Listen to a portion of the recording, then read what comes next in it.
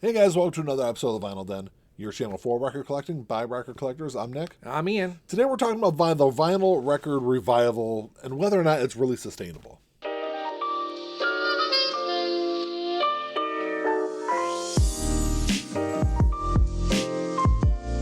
There's a bunch of links down below. Make sure you check them out. There's links for the Vinyl Den Facebook group, for the merch page, for the Spotify and Apple Music playlists that we put together every week, and the Patreon page. Make sure you check all that out. Like always, if you enjoyed the episode, make sure to see a thumbs up. Hit that subscribe button down below. Make sure you hit that notification bell so you're notified every time we release new episodes. So the vinyl revival has really been going on since around 2008. So we're going on almost 20 years of this. And every year we're seeing huge increases in record sales. Even though I think over the last couple of years it's kind of slowed down a little bit, we're still seeing big gains every year. Especially in pricing. And that's kind of what I was going to get to at first was, is this model that we're at right now sustainable moving forward? And I think eventually no. Eventually this has to kind of taper off. And I think pricing is going to have a lot to do with that because I know, I used to buy a lot of records. I still do buy a lot of records, but I have kind of slowed down a little bit. I have started buying some more CDs. I know you've bought more CDs. I know you've bought more digital albums also because of the price. And I think that's kind of what eventually is going to be kind of the downfall of the vinyl revival, I think. I agree. It's almost, for me, I'm priced out of the market at this point. It's priced itself out of my market. Yeah. I only buy vinyl when it's specific albums. And even sometimes there's been a couple occasions where I'm like, I'm not really willing to spend that kind of money on it. Yeah. I might consider buying the album if the store's running a deal or something like that. But as a rule, if a single disc is over $30, I'm not buying it.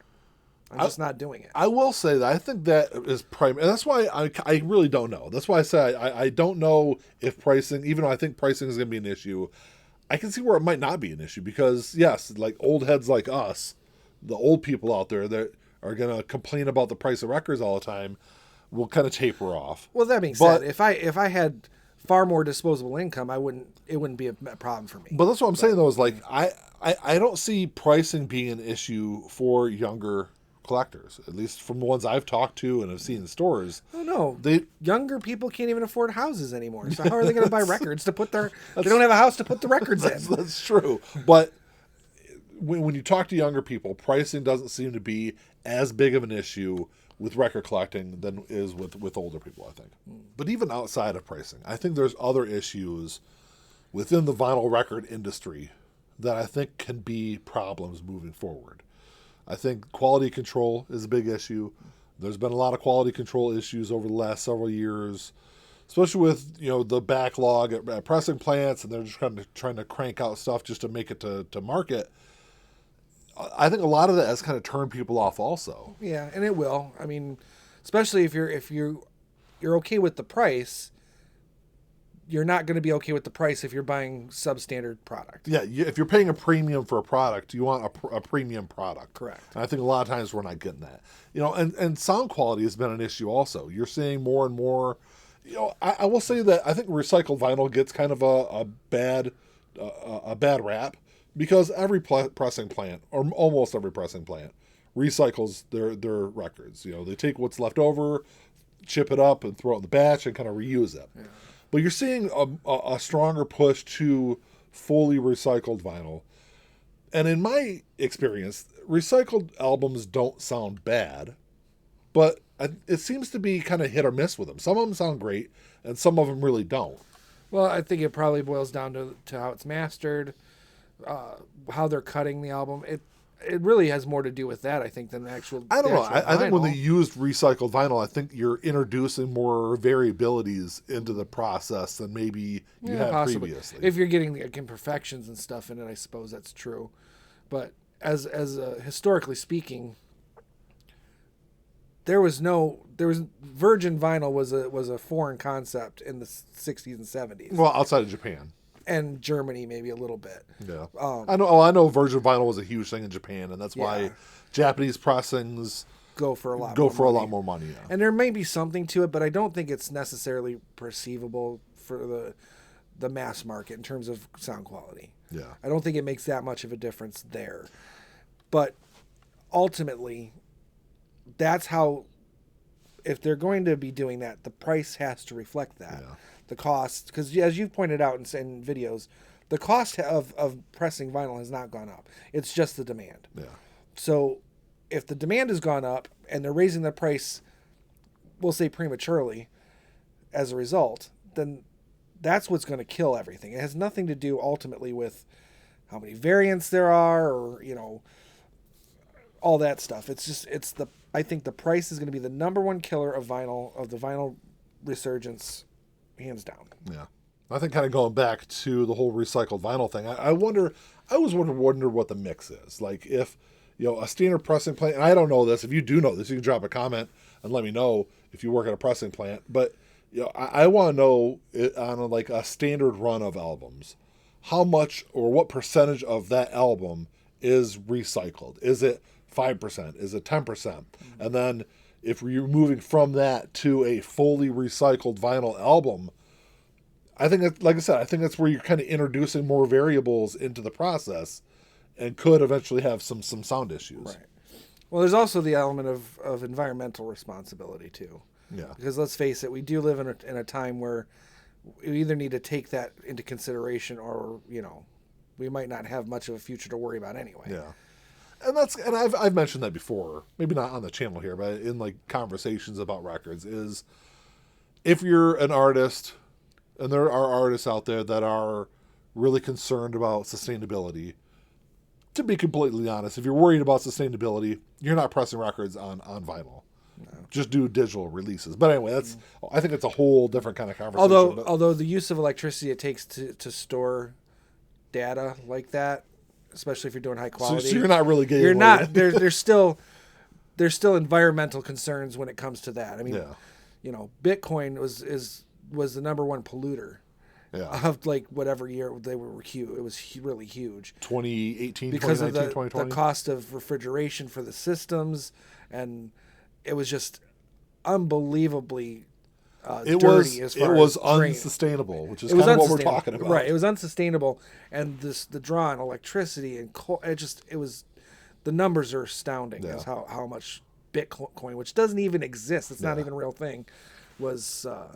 Pollution. And that's why I kind of it's always kind of been interesting to me when artists talk about sustainability and they're talking about the end product, but they're kind of ignoring all the rest of the stuff before that resulted in the end product that really isn't environmentally sustainable either. Correct.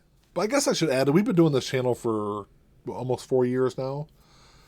We've been complaining about the price of records the entire time. Yeah. And they still kind of go up. For the up. last 2 years anyway for me. Yeah. And sales continue to rise. Pricing continues to go up. And it really hasn't impacted it yet. But that doesn't necessarily mean it's not going to eventually. I think, incremental decreases over time. I don't think it's anything. The vinyl record bubble is not going to burst anytime within the next several years. I think it's going to take at least 10 to 15 more years for us to see any kind of decline, I think, unfortunately. I think pricing is going to continue to go up as demand goes up. Yeah, the bubble's just gotten too big for me. I'll stand on the outside of the bubble and wave with my CDs. Yeah. I know a lot of people out there have complained about the number of variants that an album has, which, yes, I know that there are people that are kind of turned off on that, by that. But I think an equal number of people think it's kind of cool and have gotten into records because of that. The customization of each album to their individual likes, I think is something that does draw some people in. So as many people that kind of walk away from vinyl records because of that, I think that same thing are drawing people in. So I think it's kind of there's kind of a balance, I think, there. Yeah, for me, I just don't understand. I only need one copy of an album. Maybe two if there's something ultra special about it. So if there's 40 variants, I'll buy one. Yeah. I mean, if I'm buying a record, because I only need one, and I'll pick and choose whichever the one I like the best. But then I think another thing that adds to the inflation of the price is the fact that people will go and buy all 40 variants. Yeah, I don't know if people are really doing that. No, they're not. Maybe not. But if you're, when you're looking at sales of an album, if you sell 1 million copies, that means 1 million people bought a copy. Now, a million sales means that only, maybe half of that or a third of that bought copies, but they bought multiple copies. I think a majority of record collectors out there are like you, where you're going to buy one and just kind of stick with it. Right. I have been known to buy multiple variants, but I will say that it's really only my favorite artists that I do that with. And a lot of the times, if I buy a version of it, and then they release an anniversary edition of it, I'll probably buy that also. And then with a lot of the times, I've sold off my older copies.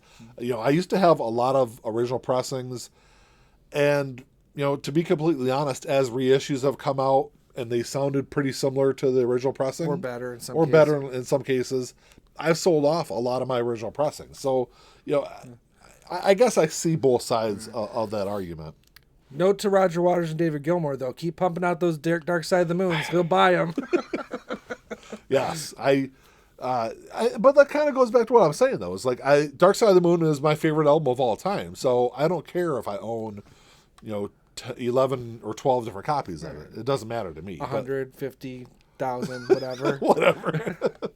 But, it's just those my favorite artists, whether it's Pink Floyd, whether it's Blink-182. I've got multiple versions of all the Blink albums. It's just those favorite artists that I've got multiple copies of. I had multiple copies of all the Metallica albums. I sold off all my variants. Right. I had multiple versions of all the Motley Crue albums. I sold off all those variants.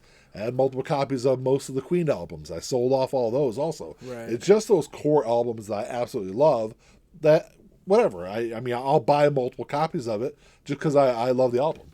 And to be fair, I with a lot of my, same thing, my favorite albums, I at least have a vinyl and a CD copy. Yeah. So I do have multiple copies. I just don't have multiple vinyl copies. Yeah. And I will say that for me, that a lot of that started with, I wanted to, when I first got back into collecting records, I wanted to have, at least with Pink Floyd, I want to have an original pressing of an album and the remastered, reissued copy. And I think that's kind of where it started, and it kind of ballooned from there to buying multiple variants of other albums. But, it kind of started in that kind of simple place.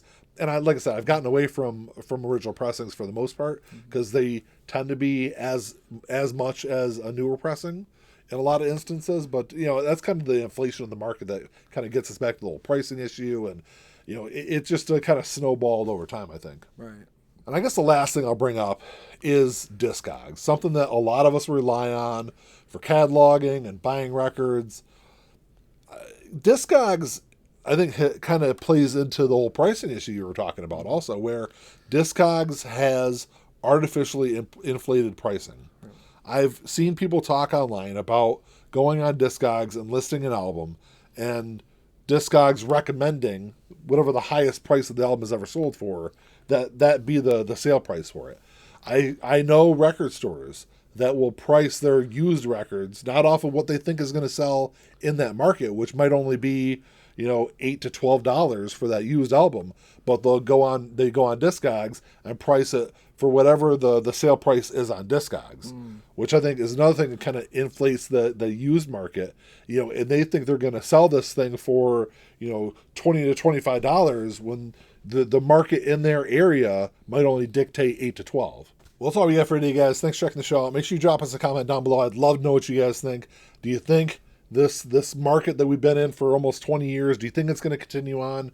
Do you think it's going to pop at one point? Love to know what you guys think. Like always, if you enjoyed the episode, make sure to see a thumbs up. Hit that subscribe button down below. That's all we got. Until next time. Talk to y'all later. Keep on spinning. Peace.